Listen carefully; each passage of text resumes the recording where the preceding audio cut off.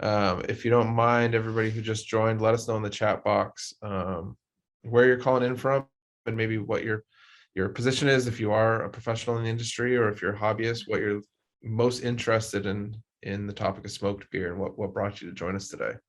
And I feel like most of the answer is going to be Jen's expertise, but that's okay. I'm hoping it's just this collective love for smoked beer that seems to be building within the community.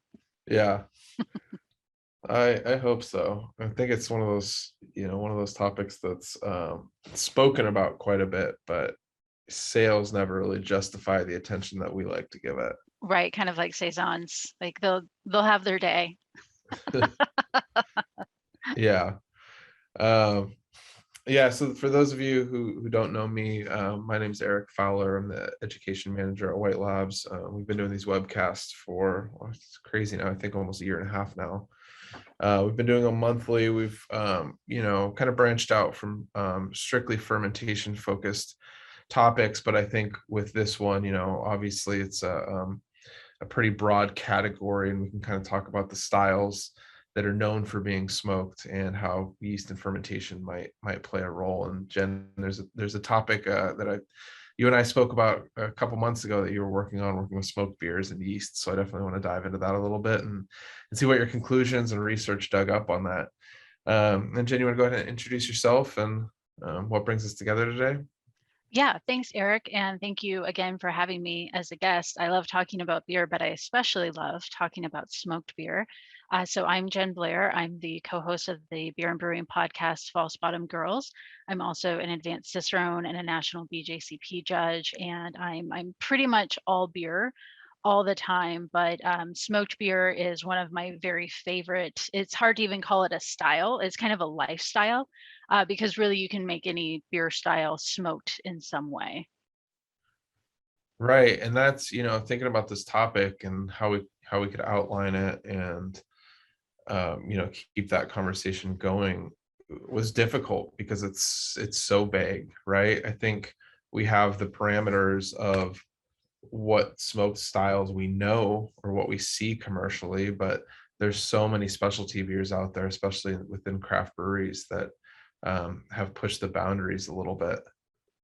Yeah, definitely so. And I highly encourage that because a lot of times I'll meet people who think that they don't like smoked beer because they didn't like the first smoked beer they had. And I don't think it's as polarizing as people tend to make it.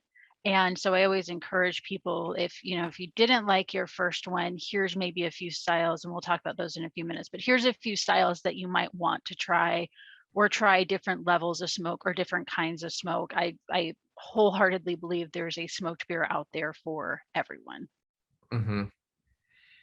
Yeah, we'll kind of, in the next 45 minutes, hour, we'll talk about the overall attempting to define what smoked beer is or what it means to us, at least.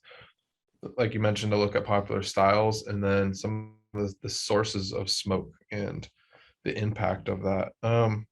My I've had not a whole lot of smoked beers over the last year. When I see them, I'll definitely purchase them. And it's usually the big German imports that we all are used to that I pick up if I'm in a specialty shop and find them. There's a couple local breweries here that have smoked beers and try to make them a little more accessible. But my most impactful memory of the last couple of years was renting a cabin up in Big Bear, which is I think 7,000 feet elevation in Southern California here, and there's not a whole lot of mountain access in Southern California. There's a select few, and it was just beginning to be fall. We went with another family with some young kids, and put the kids to bed and sat out on the patio, and it started getting chilly for the first time in the year. It's like, oh, I need a jacket, and I haven't needed that in the last 4 or 5 months.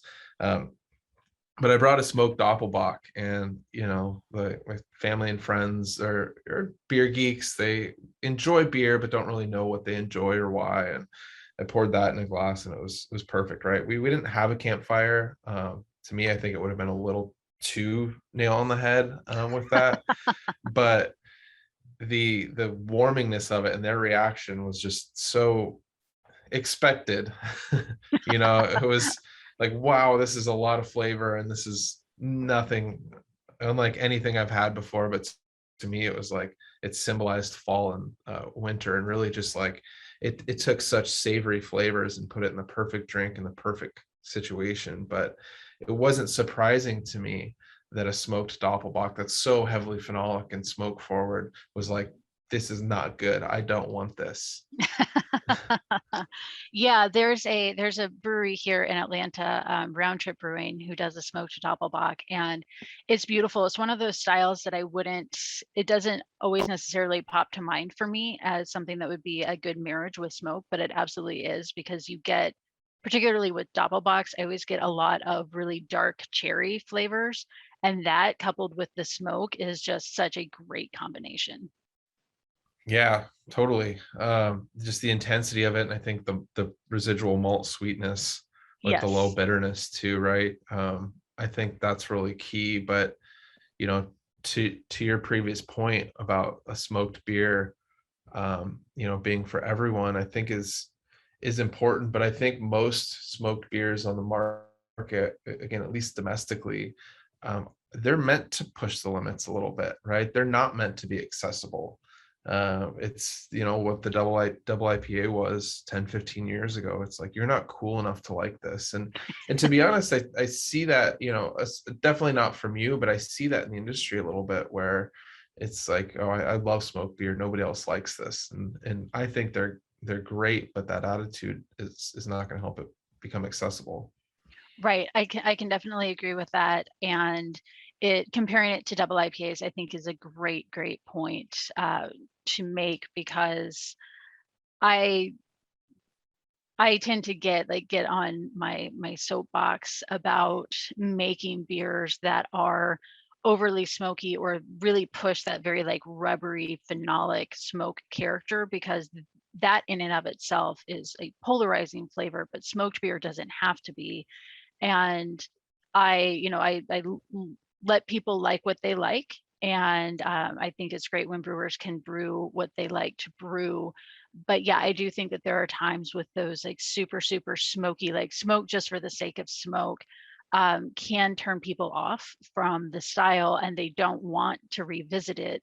And I know I see the peat smoke. I'm a very outspoken critic of using peat smoked malt in any kind of beer, because for me, I don't think it belongs there. And I think that that's the kind of flavor that a lot of people get turned off from. But again, if you like it, you like what you like, and that's fine.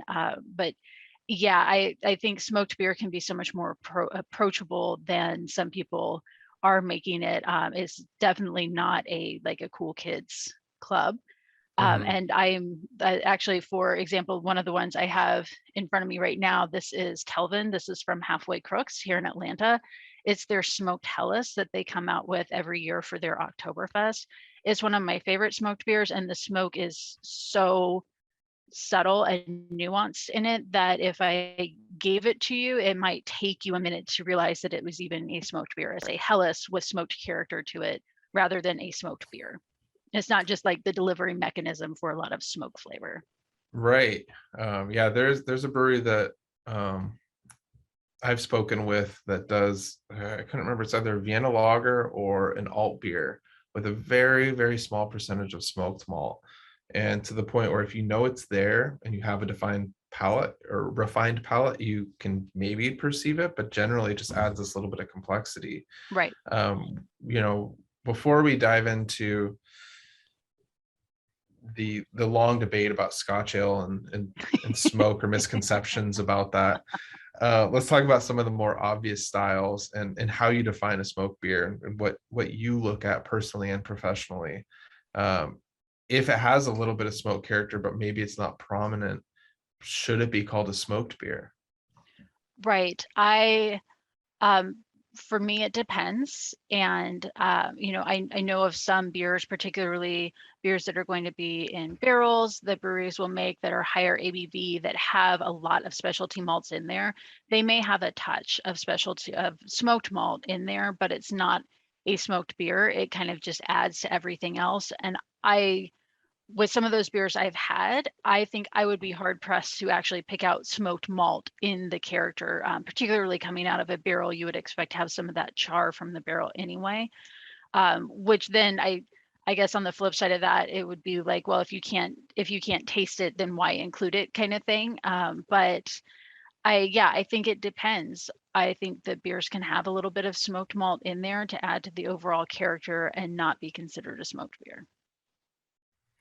So, I mean, when you're talking about categorizing a beer or applying it to a style, how do you feel about the categorization of smoked beers, right? To me, styles are only created for the consumer, right? They're created so that we can have a baseline to start a conversation. And there's been every year after GABF, there's a ton of debate on how something didn't do well in a certain category or how those categories and right, like those, it doesn't mean it's a bad beer, right? There's blind spots and there's shortcomings to categorizing things by style, but I think smoked beer really exploits that a little bit. Yeah, if I walk into a brewery or if I walk into a tap room and I see a smoked beer on tap, I'm going to order it.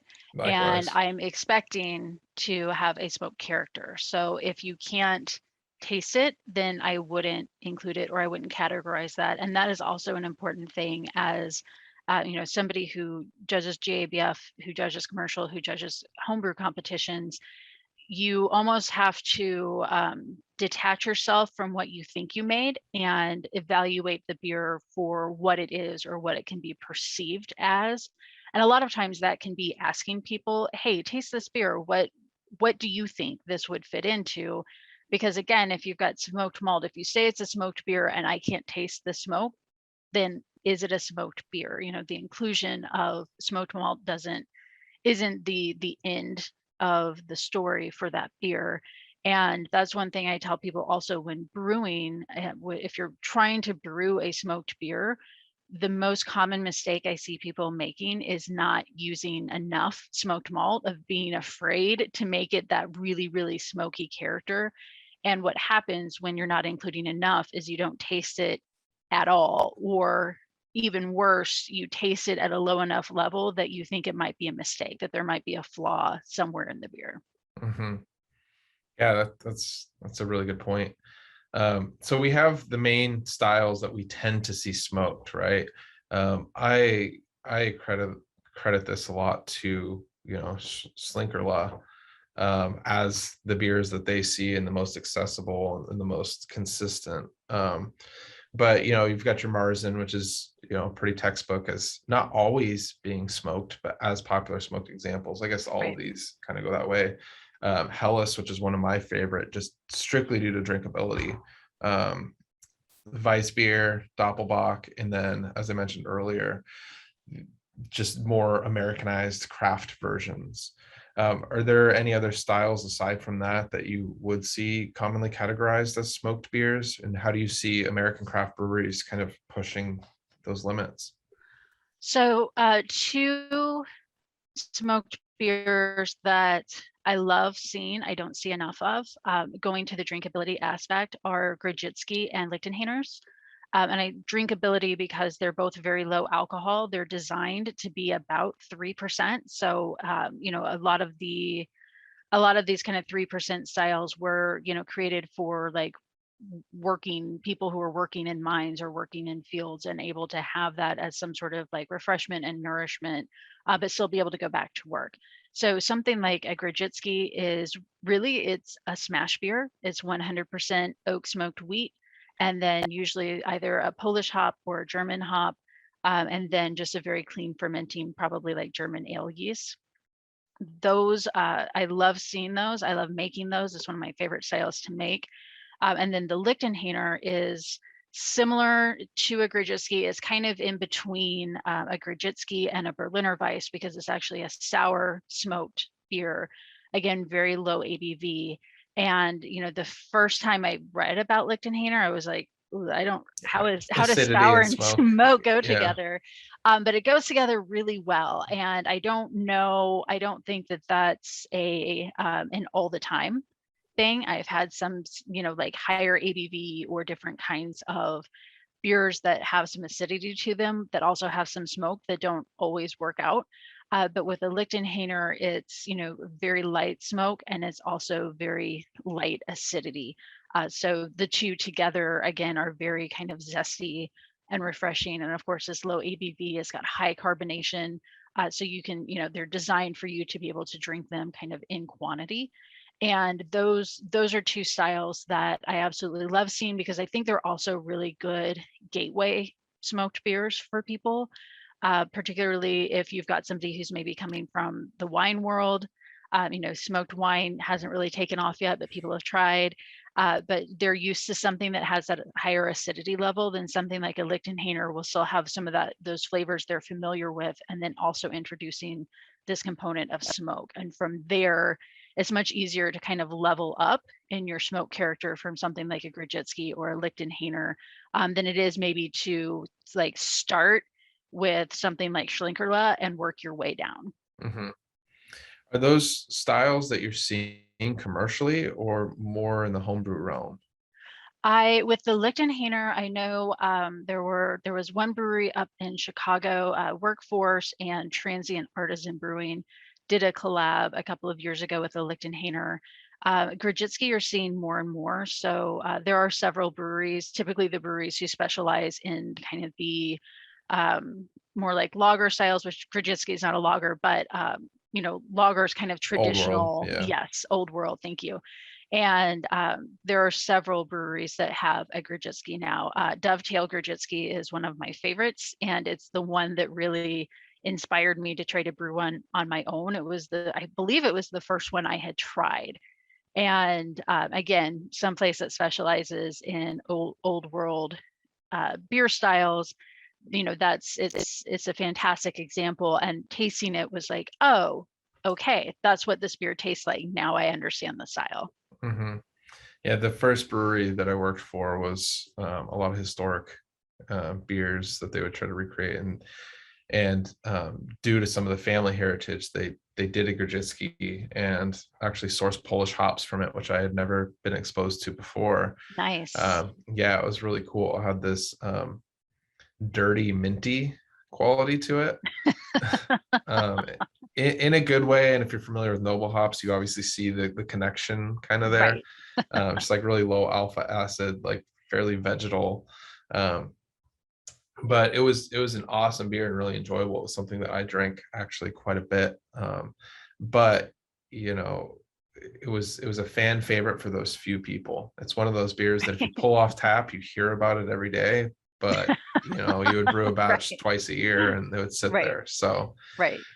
uh, but it was something it was cool, and it was cool to be able to tie it back into the family heritage. And Yeah, that is very cool. yeah. I like that. um so let's talk about some of the more American styles that maybe you've seen, or some more unique uses of smoke. um I think, and you're probably a little more educated on this than I am, but when we're talking about peat smoke and Scotch ale, I tend to see it as an American phenomenon more than a traditional Scottish outlook on brewing, right? I think Scotch has done such an amazing job at marketing and showing those few regionalities of Scotch production, whiskey production, that it's carried over to where when people hear Scotch or Scotch ale, the with Scotch whiskeys dominated that for so long that people often associate that they should see some peat character, which in fact most Scotch doesn't even have. So Right. that's unique into itself. Right. Yeah, I think that, and I remember when I was learning about beer and beer styles, I remember learning that Scotch ale isn't called Scotch ale because it has Scotch in it. That's one of those things that actually, until you said that, I was like, I do remember thinking that like, oh, this is why it's called Scotch ale, and then learning that that's not the case. So yes, I think it's very much an American phenomenon. So with back in the day, all beer was smoky, all beer was sour. And with Scotland, particularly with the way that they would dry the malt, was used with peat. So that's where you would get that peat smoke from. And I have read some historical accounts that the thinking that a Scotch ale or a Scottish ale, not only Scotch ale, should have some peat character to it. So you said Scotch versus Scottish. What's the Right. differentiation So there? the a Scotch ale is going to be very similar to something like a wee heavy or an English barley wine. If we think about, well, I said that it's a Scotch ale is the same thing as a wee heavy. So there's that. So thinking about that being similar to an English barley wine. So if we're looking at the geography of the UK, a lot of the beer styles really mirror each other. So you've got in England, you have your bitters. So you have the ordinary, best, strong bitters that again are designed to be low alcohol. They're designed for being able to congregate in a pub and, and drink for several hours and still be able to walk home at the end of the night. So Scottish ales are the Scottish version kind of those English bitters. So a Scottish ales, and they're also known as shilling ales. You'll have, per the BJCP guidelines, which again is one of the frameworks you can use, Scottish light, Scottish heavy, Scottish export, and those very closely in ABV mirror the English bitter family. So something like a Scottish light, again, is going to be maybe 3% alcohol. Scottish heavy is not actually heavy at all. It's going to be about 4%, and something like the Scottish export is going to be closer to probably like a 5 to 6%. So those are Scottish ales, whereas Scotch ale is going to be higher in ABV. It's going to be the highest ABV beer kind of within the Scottish ale family. So some of the historical accounts I've read on where did we get these ideas that Scotch or Scottish ales should have a peat flavor to them. Some of them also say that the Scottish water, since a lot of it was, they're heavy in peat bogs, that Scottish water itself had a little bit of peat character that would make it through the process. Those kinds of phenols are the sort of thing that if you get them from your water source, you don't get rid of them. They're there all the way to the end. And that's where once everyone stopped using malt that was smoky because of the drying method, then you would still pick up a little bit of peat flavor. And some accounts say that may have come from the water. So then it's, in kind of typical like homebrewer gusto, I think a lot of people took that peat and ran with it and started including peat smoked malt in a lot of beers, which again is not to style, but there's not a beer style police. And if you like peat smoked malt in your Scotch ales, put peat smoked malt in your Scotch ales. And yeah, and you said personally that that's polarizing to you and it's not something you enjoy. Is that just the intense phenolic characteristic of peat smoke as opposed to like a softer wood? Yes, yeah, that's exactly. For me, the heavy like bromophenols and creosols, those kinds of characters, I personally don't enjoy. And I'm the same way also with beers that have Brettanomyces in them. The ones that have that really funky, like that 4-ethyl phenol, like Band-Aid, like very, if you're tasting it, it's Brett and probably nothing else, that kind of Brett character. I also don't really enjoy that. So for me, I think it's more of just that really strong phenolic Balance. flavor Yeah. is what I don't enjoy about it. Yeah, that makes sense. I mean, as you know, I'm aside from beer, I'm really into barbecuing, and I probably know more about woods for smoking meat than I do for smoked malt and or how different woods affect smoke character of malt. But it's also in a big reason that I've personally gotten into barbecue is or just cooking in general is like seeing, it is quite a process still and a labor of love, but you get the result that same day. Whereas with beer, there's a lot of patience. If you screw something up, you don't know about it for Right. 7+ days. So Right. being able to adjust different smokes, different woods, and see how that affects smoke character in different meats at different temperatures, I think has that approach has a direct correlation to how to balance it with beer too. I thought when I first got a charcoal smoker, I was thinking, I love smoke character. I want mesquite. Mesquite's the peat equivalent, and it's going to be Right. just like super intense, and I'm going to love it. And I had it. I was like, this is terrible. There's no balance to it. Right. So finding out how to blend different woods, or work with something like hickory that has a little bit more smoke character, but is still a little bit more accessible. And what I also found was, as in anything in life, it's not just about me, it's about my partner as well, and what Right. she enjoys. So finding that balance is something that's a little bit softer, but I still appreciate and holds to my taste, but Right. it is accessible to everybody else that's going to share the experience with me. Yeah, and I definitely have that with some of the smoked beers I've made, where some of them I've made to my taste, and you really have to like smoked beers to like it. And I try to give people kind of that warning, as opposed to beers I make that may be a little more like crowd pleasing in terms of smoke. Hmm. That will be, like depending on the malt that I'm using, like maybe 20 to 30%, where it's still there, is still assertive, but it's not. Yeah, there's beers that I make for myself and beers that I make for other people. Hmm. So you're talking about using 20-30% plus of your grist as smoked malt. Does that change diastatic power at all? Is there any considerations on how that might affect enzymatic activity and carbohydrate development? You know, not not for the smoked malts that I use, because with most smoked malts is going to go through the complete process of malting. So you should have all of those enzymes still in place. The effect that the smoke has, and it's going to depend, well, it won't. It may depend if you're smoking over direct fire, just because that heat may affect some of that. But generally, let's assume that we're using indirect heat to smoke the malt. The malt is kind of already the finished product, and then the smoke is going to adhere, kind of evaporate onto the malt during that smoking process. So it's I'm not, as you can tell, a smoke scientist. So the way that it helps me visualize it is, if you think about having a cold window and you breathe on it, and that evaporation, your cold window is the malt, and then breathing on it is the smoke that's going to then condense onto the malt. So diastatic power, your enzymatic power shouldn't typically be a concern if we're talking about malt that has finished the malting process and then been Hmm. smoked, which I haven't heard of people doing that doing it like in the germination step, or Yeah. something like that.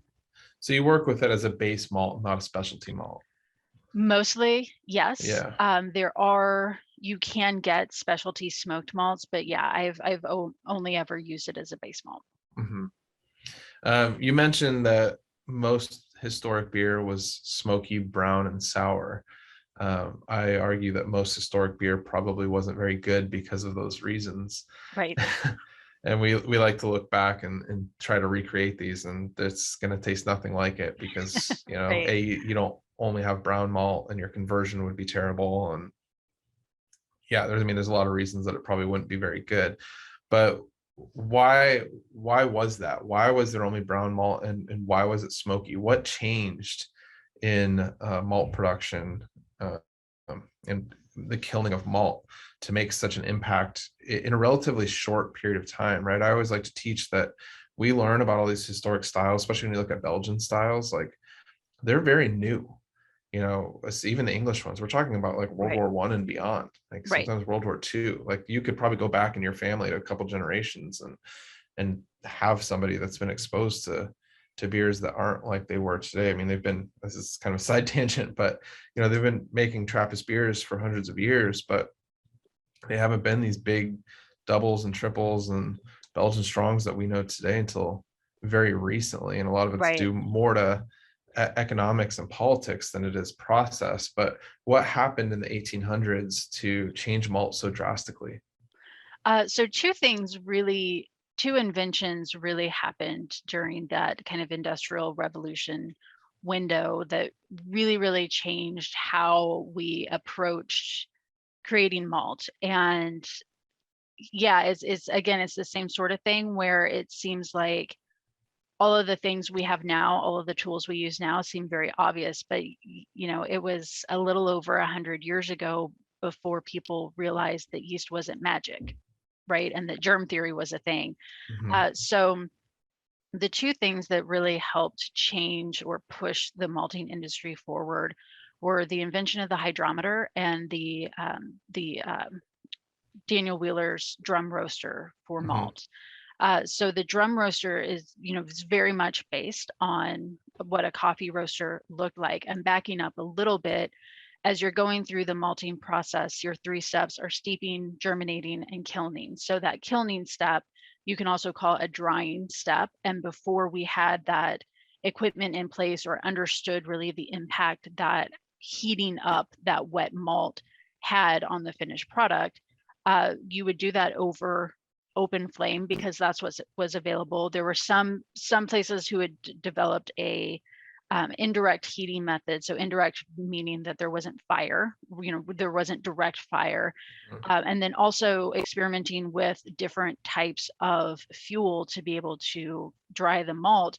Like that wasn't unknown. People knew that, it wasn't like, why do we keep making sour, smoky brown beer? Like people knew. But things like Coke were very expensive, and it was, there wasn't transportation like we have today. So it was extremely difficult to get that. And something like straw was very clean burning and was preferred. But we're also talking about a time when a lot of the brewing was still either done in the home or done in very, very densely populated cities. Such that something like a straw fire, which is very hard to control, if that gets out of control, it has a devastating effect. So yes, that might be the best fuel that we know of for right now, but no, you can't use it because if something goes wrong, we don't have the infrastructure to stop this, this one household brew day from burning down all of London. So people knew that there were other sources available that would make it less, less smoky, less brown, but it was too expensive or prohibitive for other reasons. So with the drum roaster, what that did was give brewers the availability or give maltsters the ability to use this roaster where you're kind of constantly turning this drum. And this is the same way that a lot of specialty malt continues to get made today, where you've got this drum that's turning the malt on the inside and then your heat source is on the outside. So it got a lot safer. And it also eliminated that smoky character because that's the other thing is that all beer was sour, brown, and smoky. And that doesn't mean that people liked it that way. It's just as humans, we will put up with a lot to be able to get alcohol, right? So, that took away the smoke. And then with the invention of the hydrometer, what brewers were able to realize is that, yes, something like malt that was dried over Coke was more expensive, but you actually needed to use less of it because it still had all of those enzymes intact, whereas something that was dried over an open flame or, was kind of spotty and some of it was brown, some of it may still be wet, that was cheaper, but you had to use a lot more of it. So it wasn't cost effective. So with the invention of the hydrometer, brewers were able to tell, okay, technically this costs more right now on the front end, but it's actually much more cost effective to be using this kind of malt. So you have that, and then you've got the drum roaster that's also then making it possible to be able to use just a very small amount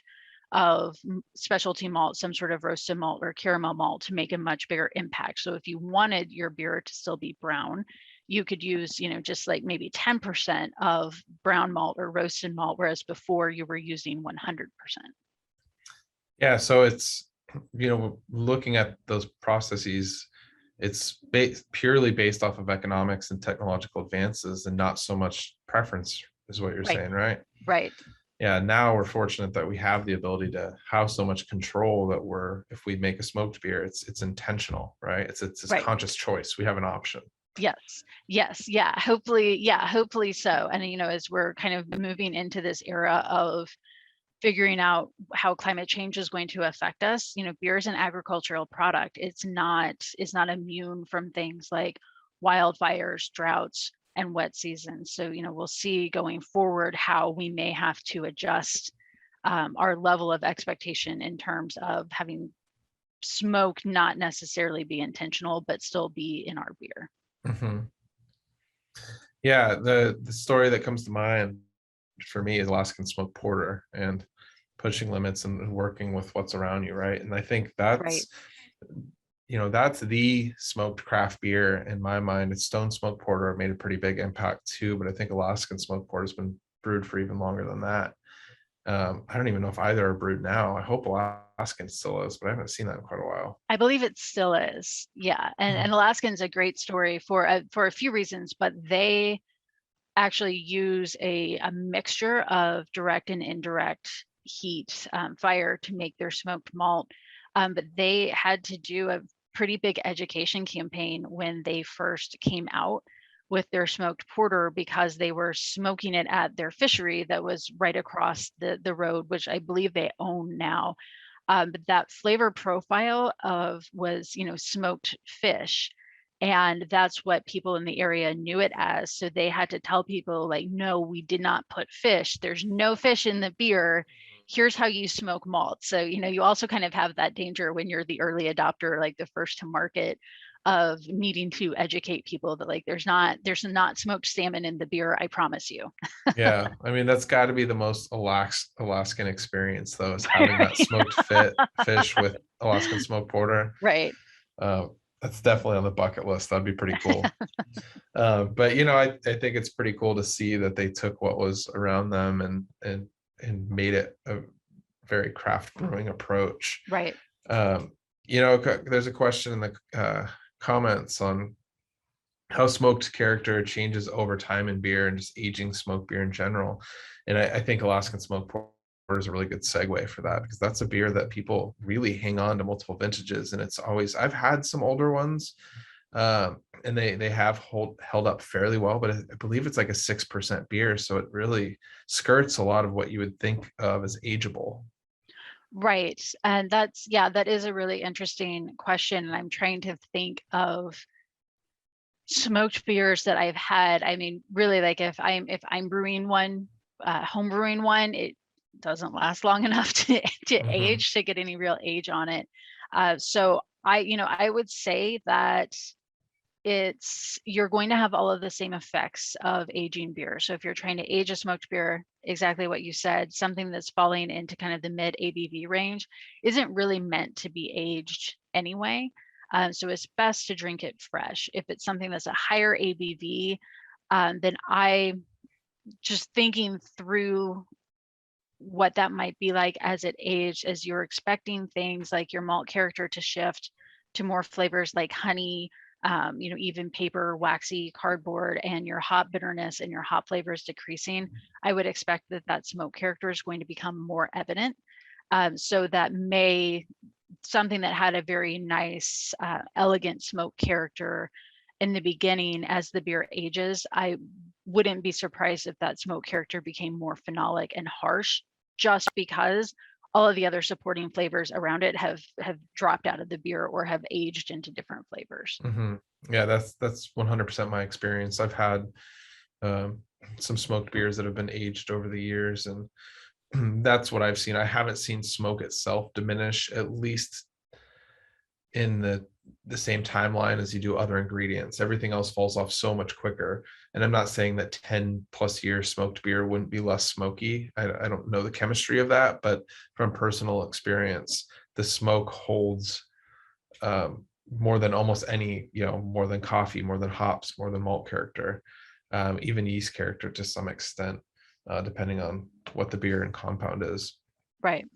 But, looking at, um,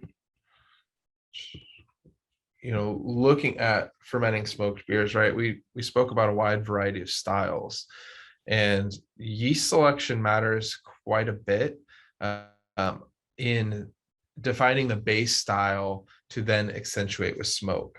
Right. So if you're brewing a Weizen beer or Weizenbock, obviously you're going to need a hef strain for that. So the approach on yeast selection is going to be as if you're brewing a clean or traditional version of that style. Where it starts getting a little trickier is the reusing yeast, right? I know you did that experiment. Did you want to talk about? I saw actually somebody in the comments mentioned it and showing interest in that. Did you want to give everybody a rundown on what that was, what you're looking for, and what your results were? Yeah, definitely so. So what I had done was I brewed a Grudzinski, and it was 100% oak smoked wheat.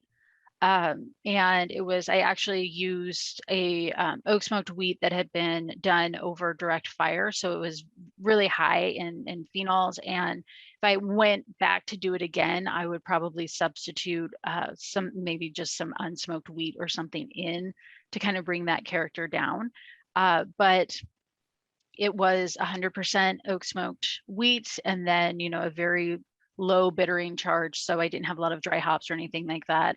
And just a very clean fermenting German ale strain that after I cold crashed the beer, I pulled the yeast off of it and immediately, like the same day, brewed another beer that was kind of an American amber. It was sort of using up the last like bits and pieces of some specialty malts, and American amber ale is great to be able to do that.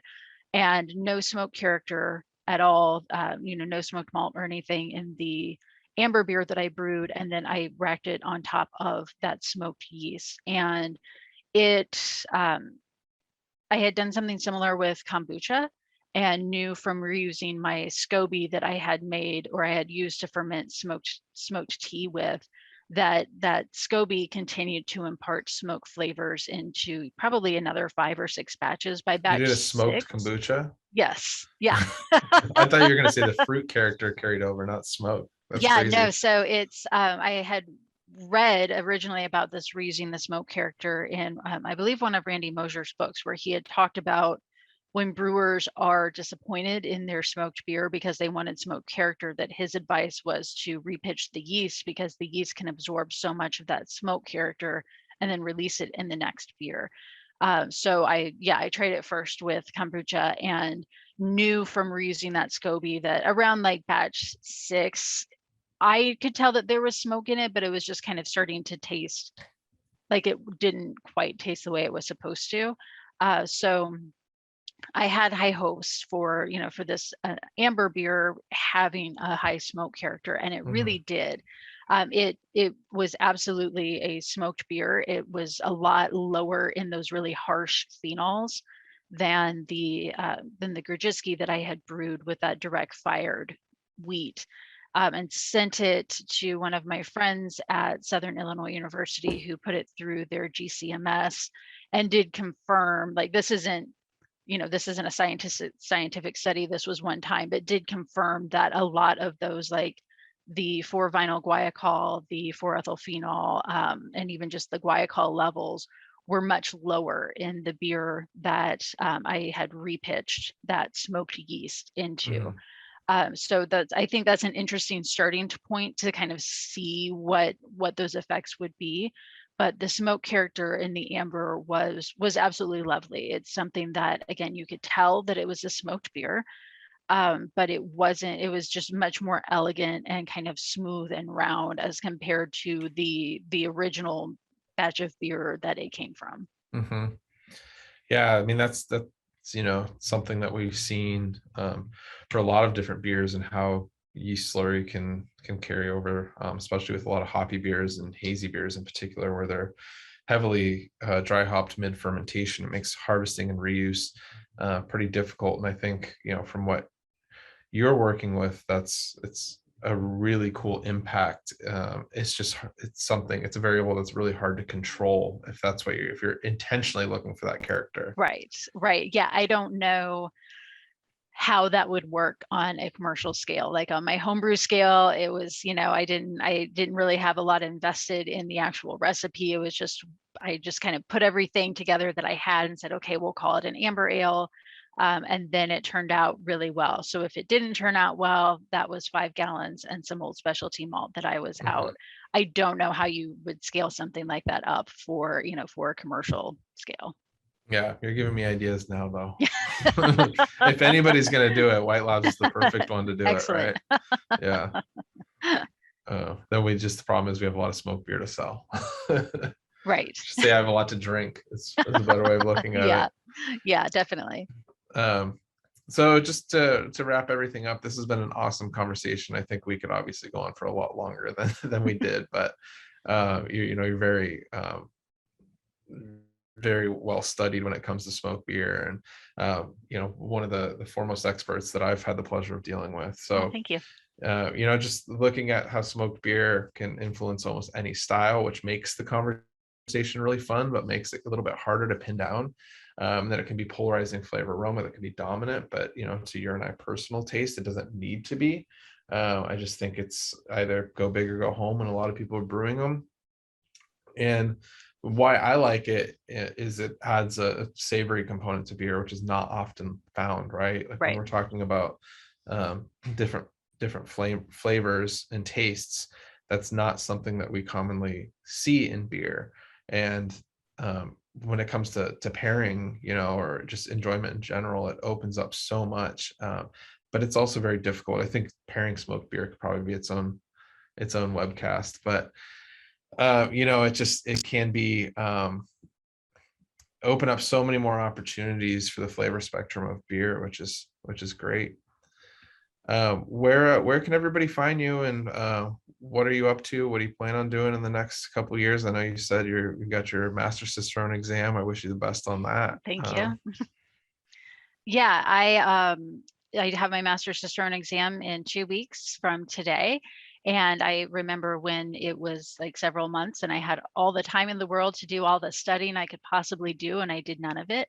But that's going up in a couple of weeks. People can find me. My website is under the genfluence.beer. I'm under the Genfluence on socials.